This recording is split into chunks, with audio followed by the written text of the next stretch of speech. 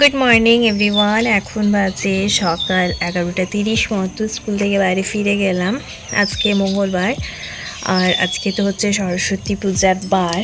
তো এই ইয়ার আমার আর বার করা হলো না, স্কুল ছিল সকাল থেকে, তাই আর নখ কাটার যে ব্যাপারটা সেটাও হয়নি, আর স্নান করে খাওয়ার যেটা ব্যাপার সেটাও হয়নি। সেই সকাল থেকে বেরিয়ে গেছিলাম, এই জাস্ট বাড়ি ফিরলাম।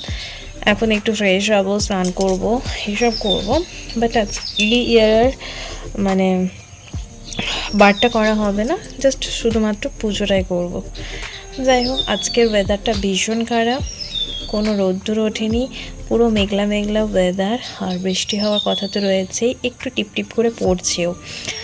তো কালকে শুনছি নাকি বৃষ্টি ভালোই হবে, তো দেখা যাক, বৃষ্টি হলে পুজোটা পুরোটাই মাটি।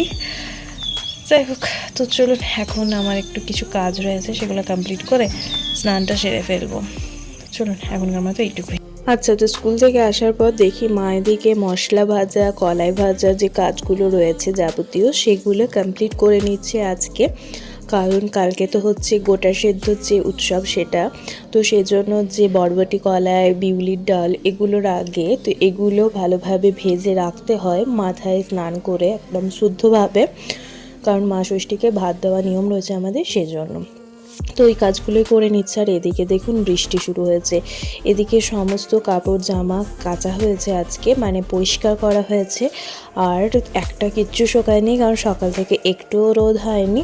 আর এই দেখুন বৃষ্টি পড়ছে, দেখুন কেমন ঝিমঝিমিয়ে। আমার স্নান কমপ্লিট, আর তার সাথে লাঞ্চও কমপ্লিট হয়ে গেছে। আর আজকে মঙ্গলবার, সংক্রান্তি মঙ্গলবার, তো মা মঙ্গলবার করেছে, সেজন্য মা এদিকে পরোটা খাবে, তো মা পরোটা বেলে দিচ্ছে, আর আমি এদিকে পরোটাগুলো একটু সেঁকে দিচ্ছি।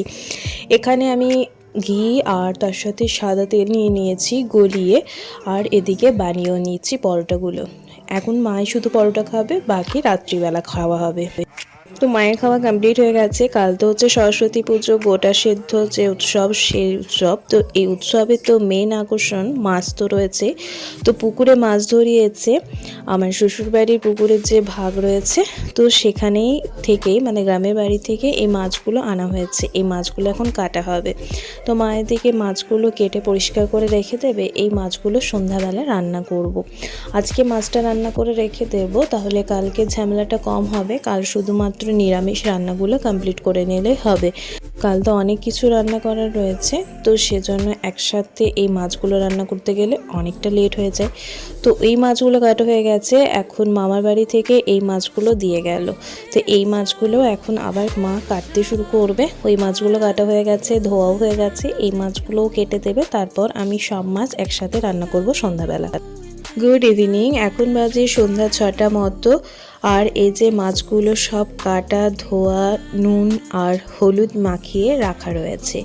এই মাছগুলো এখন ভাজা হবে, তারপরে মাছগুলো অম্বল বানাবো একটু তেঁতুল দিয়ে। তো তার জন্য তেল গরম করতে বসিয়ে দিয়েছি অলরেডি। আর এই তেলগুলো ভালোভাবে গরম হয়ে গেলে মাছগুলো একটা একটা করে ভেজে নেব। আমি দুটো পাত্রে ভেজে নিচ্ছি, তাহলে সময়টা কম লাগবে, কারণ একটাতে যদি আমি সব মাছগুলো ভাজতে যাই তাহলে সময়টা অনেকটা লেগে যাবে, আর দাঁড়িয়ে দাঁড়িয়ে পায়ে ব্যথা হয়ে যাবে। সেই জন্য আমি দুটো ওভেনে দুটো পাত্র বসিয়ে দিয়েছি, আর দুটো পাত্রে মাছ ভাজতে শুরু করে দিয়েছি। আমি তো আগেই বলেছি মেয়েরা, এজন্যই দশভুজা বলা হয় মেয়েদের, কারণ মেয়েরা কিন্তু একসাথে দুটো কাজ আরামসে করতে পারে। যাই হোক, মৎস্য অভিযান এদিকে তো আমার চলছেই, আর আজকে আবার একটা বিয়েবাড়ির ইনভাইটেশনও রয়েছে। তো এই মৎস্য অভিযান কমপ্লিট করার পর আমি যাব রেডি হতে। আচ্ছা, তো ফিরে এলাম অনেকটা সময় পরে। এদিকে মাছ ভাজা আমার পুরোপুরি কমপ্লিট হয়ে গেছে। সব মাছ আমি ভেজে নিয়েছি, একটা একটা করে সুন্দরভাবে কড়া কড়া করে ভেজে নিয়েছি। এই মাছগুলো ভাজা খেতেও দুর্দান্ত লাগবে। আর এখানে মাছের যে মুড়ো বা মাথা যাই বলুন না কেন, সেগুলো ভাজা হচ্ছে। কয়েকটা মুড়ো আমি ভেজে তুলে রেখেছি, এখন এগুলো অম্বল বানিয়ে রেডি হব।